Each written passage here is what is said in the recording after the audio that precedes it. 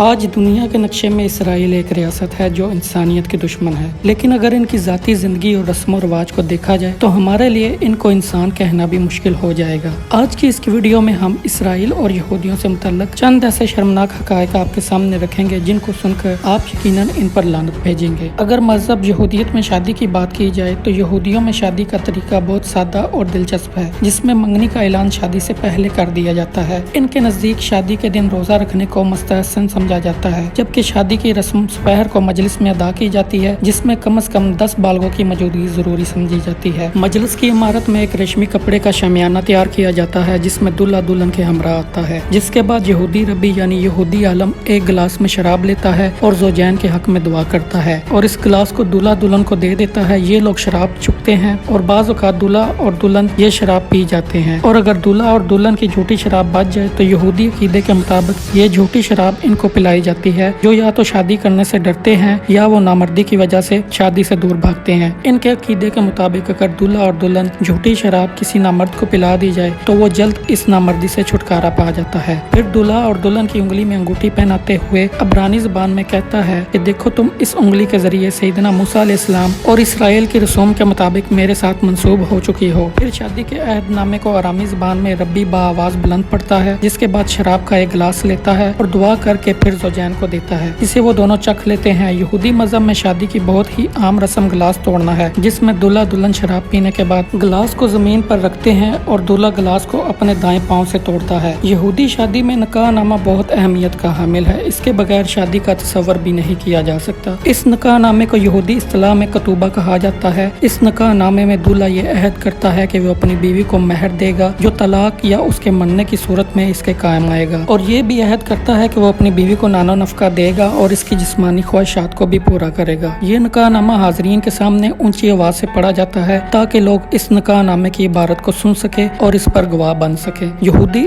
اسے بہت قیمتی اور مبارک خیال کرتے ہیں، اس لیے اسے بہت خوبصورت انداز میں فریم کروا کر گھر کی دیوار میں لگا دیا جاتا ہے۔ باقی الہامی مذاہب کی طرح یہودیت میں بھی عورت کے مہر کا تصور ملتا ہے، لیکن یہودی قانون میں مہر کو عورت کا معاشی حق نہیں سمجھا جاتا، اس لیے اسے اتنی اہمیت بھی نہیں دی جاتی۔ اسی وجہ سے یہودی قانون میں اس کا تذکرہ اشارتاً ملتا ہے مگر صراحتاً اس کا ذکر نہیں ملتا۔ بائبل میں بھی اس مہر کا ذکر اشارتاً موجود ہے، جس کا ترجمہ کچھ یوں ہے: اگر کوئی مرد کسی کنواری کو جس کی نسبت نہ ہوئی ہو پھسلا کر اس سے مباشرت کرے تو وہ لازمی اسے مہر دے کر اسے بیاہ کرے، لیکن اگر اس کا باپ ہرگز راضی نہ ہو تو اس لڑکی کو اسے دے تو وہ کنواریوں کے مہر کے موافق اسے نقدی دے۔ یہودیت کی ازدواجی نظام پر نظر ڈالی جائے تو معلوم ہوتا ہے کہ ان کے یہاں عورت کا مقام نہایت پست ہے۔ اس کی وجہ یہ ہے کہ حضرت حوا علیہ السلام نے حضرت آدم علیہ السلام کو ممنوع پھل کھانے پر اکسایا اور اسی وجہ سے وہ جنت سے نکالے گئے، اور اسی بنا پر عورت کو مرد کی غلامی اور حیض جیسی ناپاکی اور حمل کے درد کی سزا ملی۔ اس کے علاوہ یہودیت میں عورت کی شادی خاوند کی خدمت اور اولاد پیدا کرنے کے لیے ہے، اور اگر کسی کے ہاں کئی سال تک اولاد نہ ہو تو وہ بلا جھجک دوسری شادی کر سکتا ہے، اور اس کام کے لیے اسے اپنی بیوی سے کچھ کہنے سننے کی ضرورت نہیں۔ اس طرح نکاح کے قانون کی طرح طلاق کا قانون بھی یہودی روایات میں عورت کی مظلومیت کی داستان سناتا ہے، یہاں تک کہ یہودی مرد جب چاہے چھوٹی سی لغزش پر طلاق دیتے ہیں، اور ان کے مطابق ان کو یہ حق مذہب نے دیا تھا۔ یہودی شریعت میں جب ایک عورت کی شادی ہو گئی تو پھر وہ دوبارہ شادی نہیں کر سکتی۔ اگر کسی یہودی عورت کو اس کے شوہر نے طلاق دے دی تو پھر بھی وہ دوبارہ شادی نہیں کر سکتی، اور نہ ہی کسی مرد کو اس سے شادی کرنے کی اجازت دی جاتی ہے۔ اگر کسی عورت کا شوہر مر جائے تو اس کے لیے یہودی قانون میں ہی حکم رواج تھا کہ وہ اپنے شوہر کے بھائی سے شادی کرے، اور اس سے شادی سے ہونے والا بچہ بھی اس کا نہیں بلکہ اس کے مرحوم بھائی کا شمار ہوتا ہے، یعنی پچھلے شوہر کا۔ اگر اس کے شوہر کا بھائی شادی کرنے سے انکار کر دیتا تو پھر بھی اسے شادی کرنے پر مجبور کیا جاتا ہے، اور اگر وہ پھر بھی نہ مانتا تو اس کو عمر بھر ذلت کا سامنا کرنا پڑتا ہے۔ جبکہ دوسری جانب اسلام نے عورت کو مختلف نظریات اور تصورات کے محدود دائرے سے نکال کر بحیثیت انسان کے عورت کو مرد کے یکساں درجہ دیا۔ اسلام کے علاوہ باقی تمام تہذیبوں نے مغرب جو آج عورت کی ذاتی عظمت اور معاشرے میں اس کے مقام و منصب دلوانے کا صحرا اپنے سر باندھتا ہے، لیکن اس معاشرے نے ہمیشہ عورت کے حقوق کو سبوتاژ کیا ہے اور عورت کو اپنی محکومہ اور مملوکہ بنا کر رکھا ہے۔ تو ناظرین و کرام، یہ تھی آج کی ویڈیو، ملتے ہیں اگلی ویڈیو میں۔ اللہ حافظ۔